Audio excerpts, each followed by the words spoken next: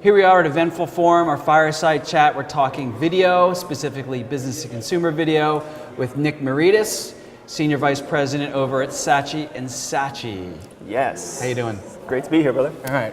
Thank you for coming. Well, thanks for talking video with Let's me. have some fun. Where do we start? So, you know, since YouTube came on board like 10 years ago, business to consumer video has just been created and changed, right? Yeah. Tell me like kind of how it's changed, how you're working with clients now versus even 3 or 4 years ago.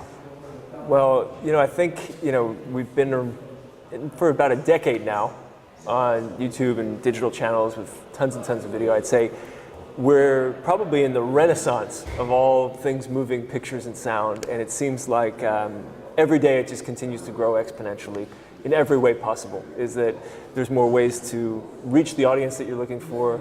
There's more interesting platforms to run them on, not just YouTube, but everything that Facebook and other channels are doing. And you have more choices than ever.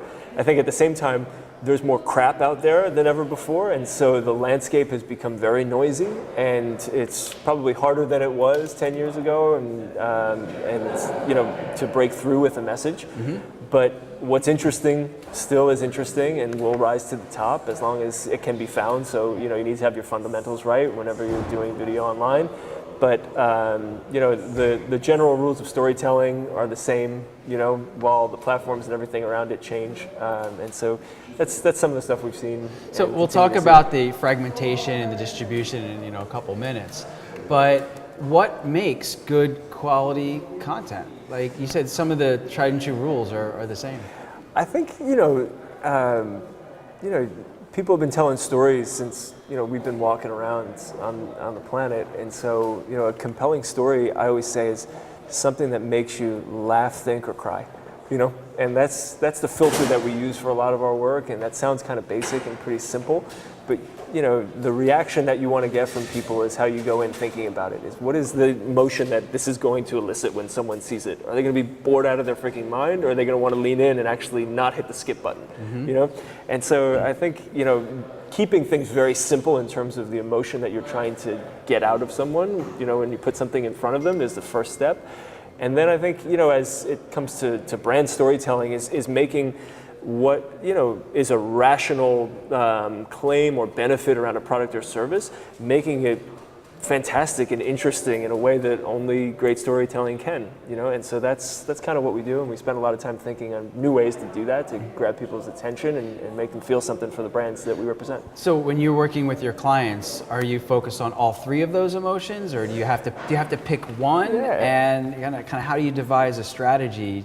I think it really depends on the brand, on the business, on the service, and ultimately the target that you're going for. You know, if you're, you know, trying to reach, you know, moms on Mother's Day, you know, there's a context there that you need to appreciate, and that's a starting point, is having empathy for the context for which people will be viewing this. You know, it's different if you're viewing it on a mobile phone too. What device is this going to be on, or is this going to be in a cinema setting where, you know, hundreds of people are already in, you know, ready to be entertained and pay attention and are willing to maybe give you a little bit more time. So, you know, context is everything for us, and that's where we start out from. And I think tonally is, what's great about it is, depending on the brand and the way you're trying to build that brand, is, you know, you can play with the full, you know, gamut of emotional, you know, responses and emotions that you want to get out of people. So you don't have to just be one thing. You know, there are brands like Geico who tend to not do ads that make you cry. They kind of make you laugh, and that's great for their brand, and they're known for that, and people anticipate the next spot that's going to come out for them because they know they're probably going to have some joy and laughter in their life from it. Mm-hmm. You know,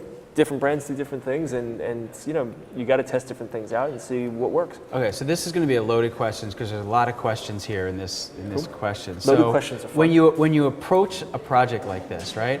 So can you do a production from a budget that hits multiple emotions, or is it really one production, one emotion, you got to do another production, another emotion? So then at the back end, when you're tracking everything, you can find out kind of what worked better. Are you thinking like in terms of one piece? Can you have like multiple emotional takeaways in one piece of film or something, or what do you mean? Well, more of a production, right? So you've got a production of not just multiple assets. Multiple assets, yes, yeah. I think, what's amazing about technology and the ability to capture much more than we ever could with the equipment that we're using today and the way that we're shooting things is that you can have everything from the 10-second video that we're going to run to support the product launch on our website or on Amazon. You can shoot that on the same day that you're shooting your Super Bowl commercial with assets flowing in between that are the same.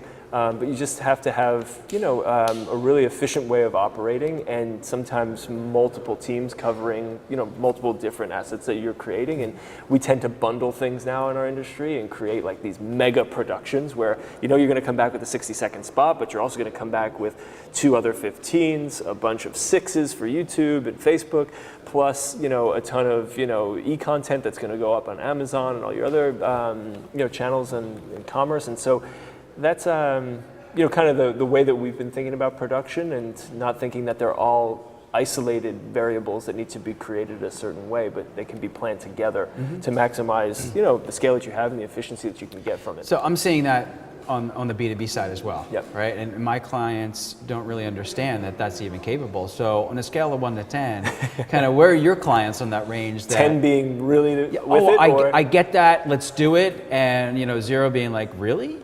Yep. You can do that? I think in many ways clients are ahead of us, and there are a lot of clients we work with, we've partnered with for years now, and planning the future of how things get made.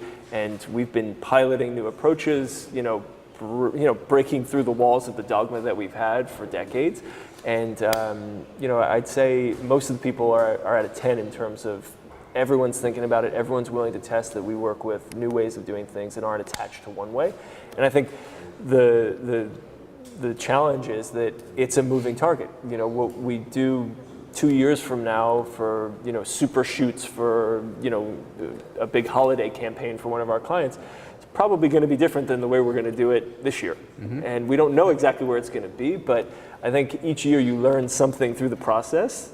You learn what are the opportunities to do it better, and then also what do we know was great about that, and try and replicate more of that. And so you're kind of fine-tuning it and getting rid of the part of it that may not have worked well over time. And so it's a good evolution. It's not a disruption every year. So we're definitely learning year over year. So with that collection of assets, right? How do you go into a distribution of those assets, right? With the segmentation, and then as you were saying, you're learning.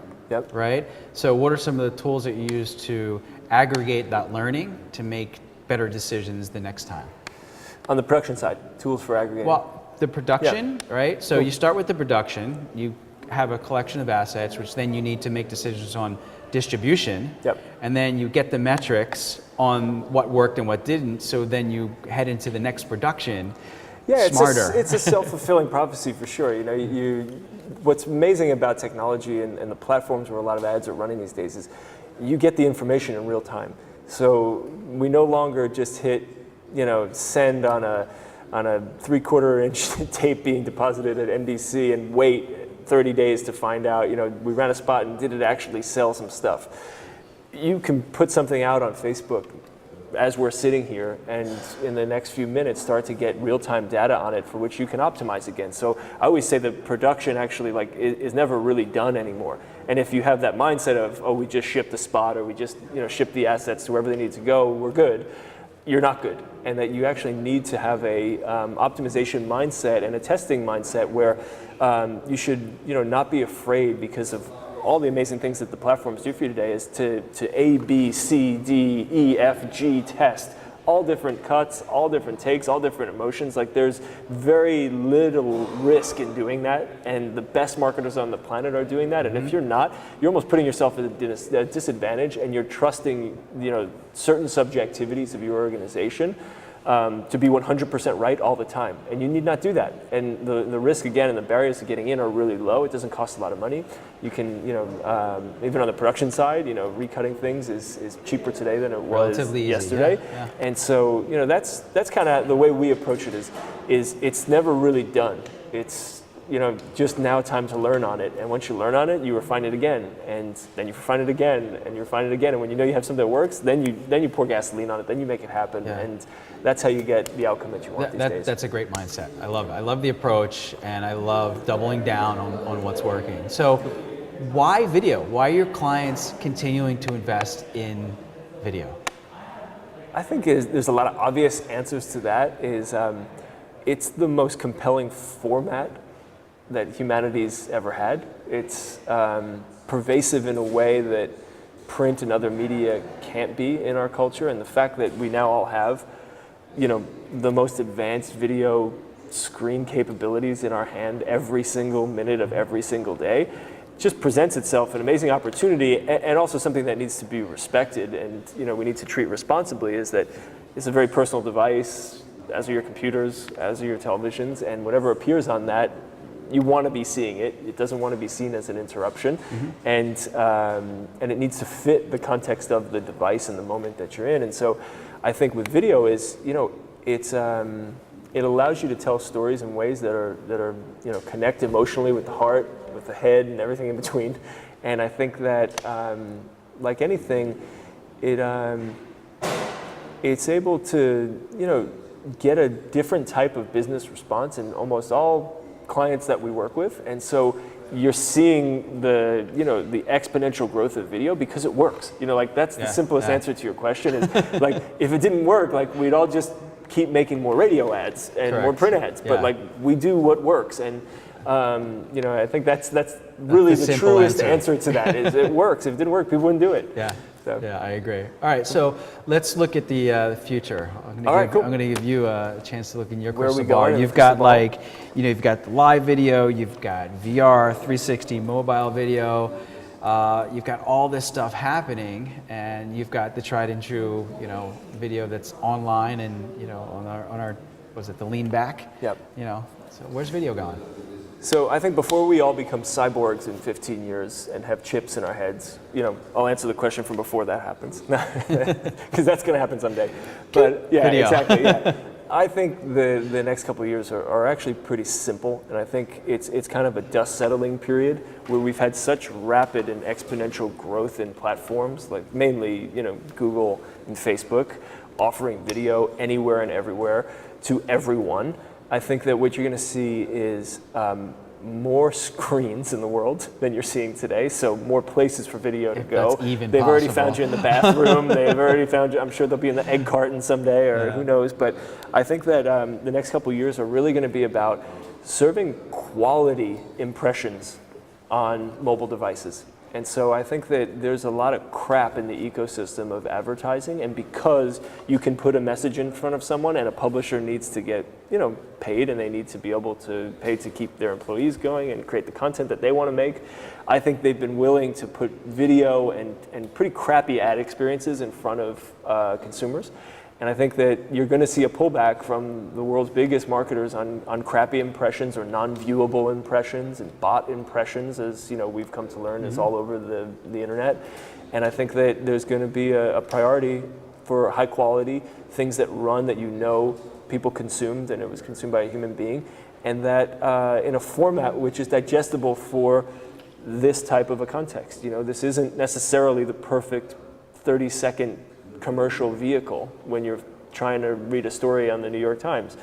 Maybe a 6-second video is something that's more digestible and gets the point across the way that you need to. But I think there's going to be a little bit of a push and pull where marketers are going to want more video and longer times and storytelling that is like television commercials with longer story arcs, and then a reality of consumers saying, I don't need all of that. I'm willing to do this quid pro quo thing and watch your ad in order to get the content I want, but I'm only going to do it at this level with maybe 6 to 15 seconds. And I think, and if I like it, it's relevant to me. Yeah, and I think that's why you see with products like YouTube TrueView, the skip button has been so transformational for advertising. It's the first time that outside of getting up to go to the bathroom or make some nachos or play with your kid when you're watching TV, that was the original skip button. On the web now, the skip button has given the consumer the control.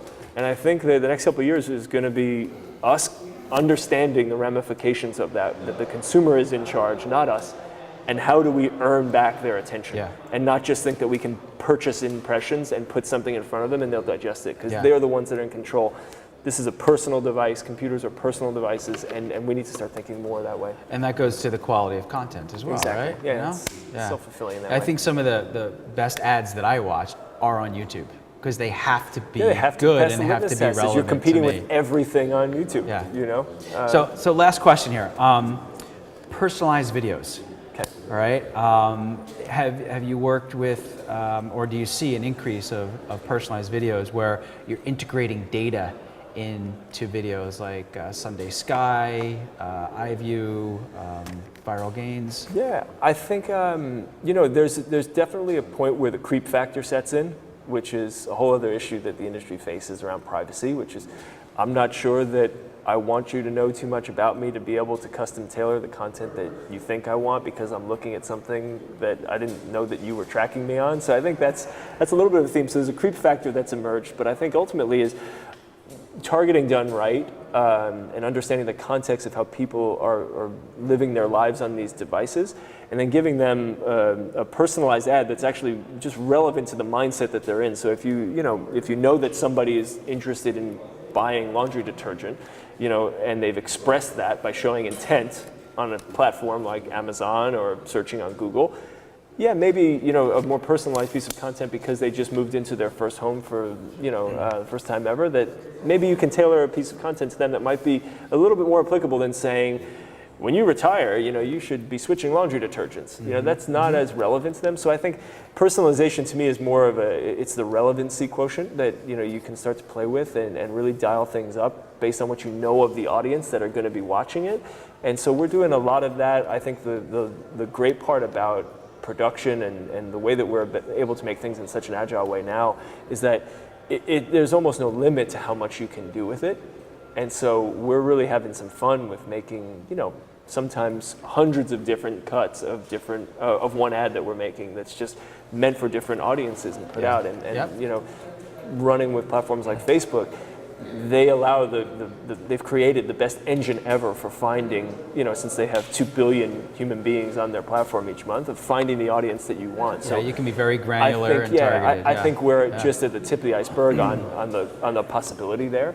And more marketers are coming onto it every day and discovering new things, and we learn from each other, and then hopefully the work gets better, and the consumer is in the end hopefully more open to it, and so then everybody wins. Yeah, cool. All right, well, it's been a great thank you, brother. Chat here. A lot of talk about video, both on the B2C and B2B side here at the Eventful Forum. Nick, where can people reach you if they want to reach out to you and talk more? You go at Nick Miaritis on Twitter. That's Miaritis. Hit me up on LinkedIn, or go to the Google and type in Saatchi Saatchi and take a look at some of our work, and give us a call. We're always open for new clients, new assignments, and want to make great stuff. So thanks a lot. All right, thanks. Yeah.